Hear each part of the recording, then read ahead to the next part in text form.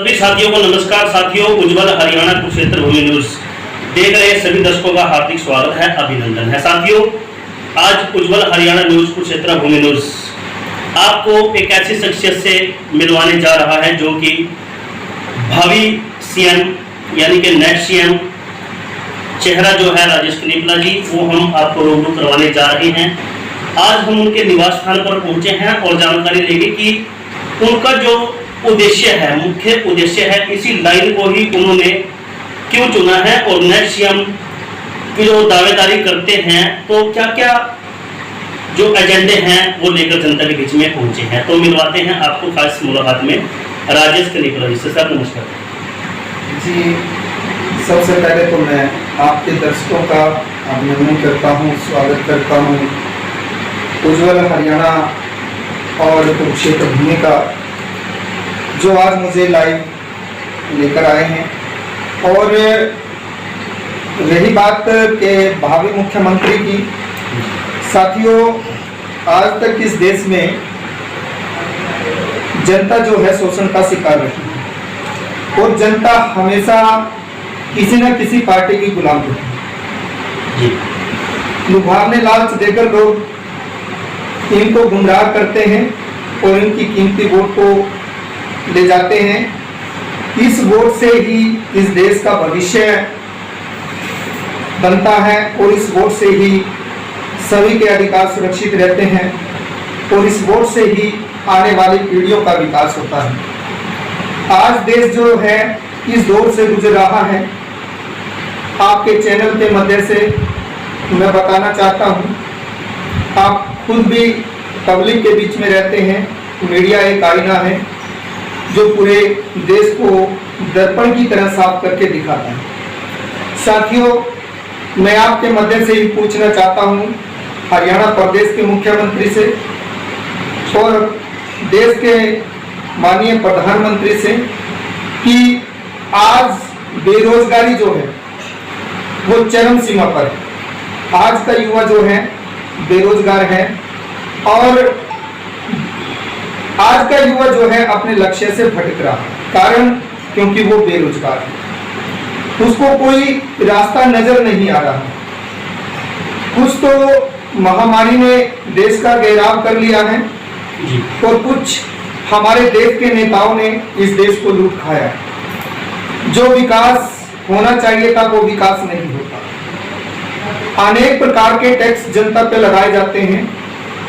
बात जब विकास की आती है तो वो किसी भी प्रकार से नजर नहीं आती। आज देश का किसान मजबूर हो चुका है। आज देश का युवा बेरोजगार हो चुका है। आज जनता जो है त्राहिमाम कर रही है। साथियों, अब वक्त बदलाव का है। मैंने जो दावा किया है कि दो ही पार्टियों का राज इस देश पर रहा है, या तो कांग्रेस या बीजेपी। अन्य क्षेत्रीय पार्टियों ने भी राज किया है, लेकिन जब भी जिस पार्टी का राज इस देश पर आया है उन्होंने डटकर इस देश को लूटा है और इस देश को उस स्थिति में लाकर खड़ा कर दिया है कि आज इस देश की जनता के हाथ में एक भीख का कटोरा रह गया है और अमीर होता चला गया है, गरीब होता चला गया है। आज अगर इस दौर की सरकार को देखा जाए तो आप भली भांति जानते हैं हर एक प्रकार का रोजगार ठप हो चुका है। उद्योगपति भी सड़कों पर आ चुके हैं। मजदूर भी आज बेरोजगारी की मार झेल रहा है। किसी को उसके जो अधिकार हैं पूर्ण रूप से नहीं मिल पा रहे हैं। इसी कारण हम एक अपनी पार्टी एक नई मुहिम लेकर आ रहे हैं और हरियाणा प्रदेश की राजनीति में हम एक नया बदलाव लेकर आना चाहते हैं ताकि सबका विकास हो और सबके पास रोजगार हो। तो सर, बात करें राजनीतिक पार्टी की, जैसा कि आपने बताया, तो किस पार्टी से आप संबंध रखते हैं और आपकी जो पार्टी है वो क्या क्या एजेंडे लेकर आई है जनता के बीच? देखिए, हमारा अभी प्रयास चल रहा है। पार्टी अभी अनाउंस होने वाली है और जल्द से जल्द हम हरियाणा प्रदेश की राजनीति में एक नया कदम बढ़ाएंगे। एक नया सूर्योदय होगा और नई पार्टी आएगी जो कि जनता के हित के लिए कार्य करेगी, जनता की अपनी आवाज होगी। जी। तो सर, बात करें जैसे कोरोना महामारी के चलते आज देश की जो अर्थव्यवस्था है सर वो चूर चूर हो चुकी है, वो नष्ट हो चुकी है। तो सर क्या कारण है और सरकार का क्या इसमें हिस्सेदारी रही है, क्या योगदान है? देखिए, इस कोरोना महामारी में हर एक रोजगार जो है, चाहे वो छोटा रोजगार है चाहे बड़ा रोजगार है, सब समाप्त हो चुके हैं। और सरकार कोई भी ऐसी मुहिम नहीं लेकर आ पाई है आज तक कि उन लोगों को आर्थिक रूप से मदद की जाए।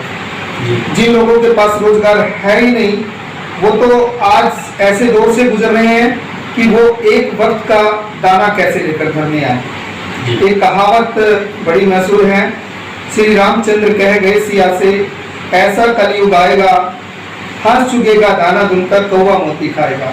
आज वो दिन आ चुका है और आप सर्वे करके देख लीजिएगा, हर घर में जाके देख लीजिएगा। जब कोरोना महामारी आई, लॉकडाउन लगा, लॉकडाउन में किस तरीके से सड़कों पर लोग पैदल चल चलकर जिंदा मर चुके थे, कितने हादसे हुए ये आप लोग अच्छी तरह से जानते हैं। सरकार को लॉकडाउन करने से पहले एक ऐसा निर्णय लेना चाहिए था कि हर एक व्यक्ति के भोजन की व्यवस्था सबसे पहले करनी चाहिए थी। सरकार ने लॉकडाउन तो किया, लेकिन किसी भी प्रकार से उन समस्याओं का समाधान नहीं किया जो जरूरी था। थाली बजाने से या दीपक जलाने से कोरोना महामारी दूर नहीं हुई। ये एक मूर्खता है, मैं देश के प्रधानमंत्री की मूर्खता कहूंगा कि जिन्होंने ऐसे अंधविश्वास फैलाने का काम किया है। थाली बजाने से, टॉर्च जलाने से क्या देश की तरक्की होगी? हमें अपने देश में जो है स्वास्थ्य केंद्रों की व्यवस्था करनी चाहिए थी। एक स्टेचू बना के रख दिया, उस स्टेचू पे इतना खर्चा कर दिया जिस पर हम अच्छे शिक्षा के केंद्र बना सकते थे और अपने देश के लिए अच्छे हॉस्पिटल बना सकते थे, अच्छे डॉक्टरों की व्यवस्था कर सकते थे। लेकिन हमारी सरकार जो है अंधविश्वास की ओर बढ़ावा दे रही है, जो कि गलत है। हमारे देश की पढ़ी लिखी जनता भी कैसी पार्टी और अंधभक्त वो जो पार्टी के सपोर्टर हैं, उनको भी शर्म आनी चाहिए कि आखिर अपने देश के लिए भी लड़ाई लड़ो, अपने देश के लिए भी कार्य करो। एक मूर्ख सरकार के पीछे लगकर और उसकी वाहवाही गाने के लिए तैयार है। मैं चाहता हूं जो आज देश जिस दौर से गुजर रहा है, हमारा किसान जो त्राहिमाम कर रहा है, आने वाली सरकार जो है हरियाणा प्रदेश में अपनी बनाए, हमारे साथ चले, कंधा से कंधा मिलाकर हम दिखाएंगे कि विकास क्या होता है। और हरियाणा में जो दूध दही का घना था आज वो समाप्त हो चुका है। हम बताएंगे कि कैसे किस गरीब को रोटी कपड़ा और मकान देना है, हम वो विकास करके दिखाएंगे जो आज तक किसी सरकार ने न किया हो। तो सर आप एक अच्छे नेता के साथ साथ एक अच्छे सोशल वर्कर भी हैं, तो सर जनता के बीच में आपका आवागमन अक्सर रहता है, तो क्या क्या समस्याएं जनता की हैं जो बीच में सामने निकल कर आ रही है? देखिए, आप सबको पता है कि सबसे पहला तो कदम जो है वो बेरोजगारी का। हमारे देश में जो है बेरोजगारी चरम सीमा पर है। दूसरा, क्राइम इतना बढ़ चुका है कि कोई भी आज इस देश में सुरक्षित नहीं है। इंसान इंसान को मार रहा है, इंसान इंसान को खा रहा है। आज इस देश के अंदर एक इंसान इंसान को खत्म कर रहा है। सबसे बड़ी समस्या तो यही। तो सर कल आपकी जो पार्टी है वो सत्ता में आ जाती है और आप लोगों की हेल्प से और जो आपके समर्थक हैं उनकी हेल्प से, जनता के आशीर्वाद से कल आप नेक्स्ट सीएम यानी कि भावी सीएम भी आ सकते हैं। तो सबसे पहला कदम आपका क्या रहेगा? किस प्रकार से देश की अर्थव्यवस्था को आप मजबूत करेंगे?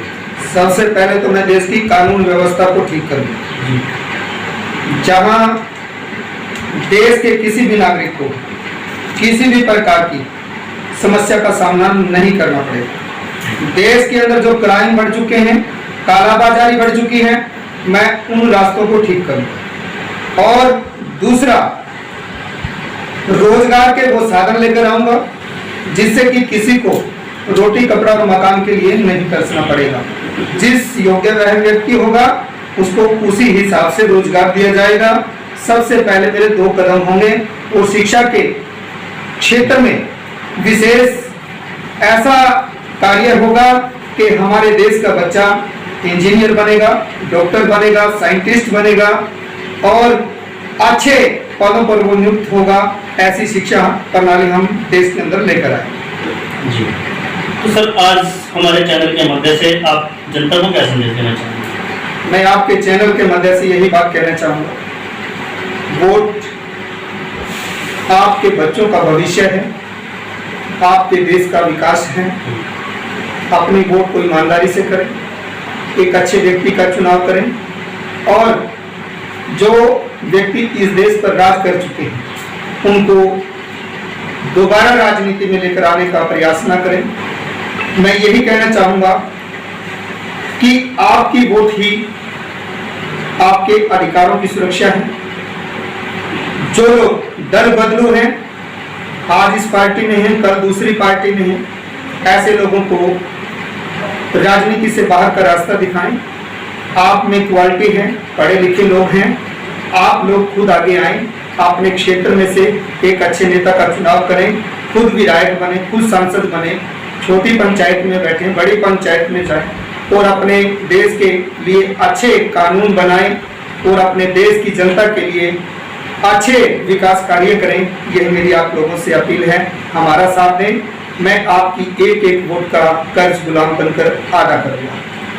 बहुत अच्छे सर, देखिए हौसले बुलंद होने चाहिए, कामयाबी नज़दीक आ ही जाती है। बहुत अच्छी सोच है राजेश कनिपला जी की और बहुत अच्छी मुहिम और बहुत अच्छे एजेंडे लेकर ये जनता के बीच में नेक्स्ट सीएम पद पर आने वाले हैं। और साथियों, हम भी यही गुजारिश करते हैं चैनल के मध्य से कि आप बढ़ चढ़कर राजेश कनिपला जी का साथ दें, सहयोग दें, ताकि आपकी समस्याओं का जो निवारण है आज तक नहीं हो पाया वो जरूर होगा। हम भी दावे के साथ इस बात को कह सकते हैं क्योंकि बहुत अच्छे नेता हैं और अच्छी छवि रखते हैं। शायद ऐसा कोई इंसान व्यक्ति नहीं होगा जो इनके चेहरे से रूबरू नहीं होगा। तो बने रहें उज्ज्वल हरियाणा कुरुक्षेत्र भूमि न्यूज के साथ। फिर मुलाकात होगी एक अच्छी और सच्ची खबर के साथ। तब तक के लिए जय हिंद, जय भारत।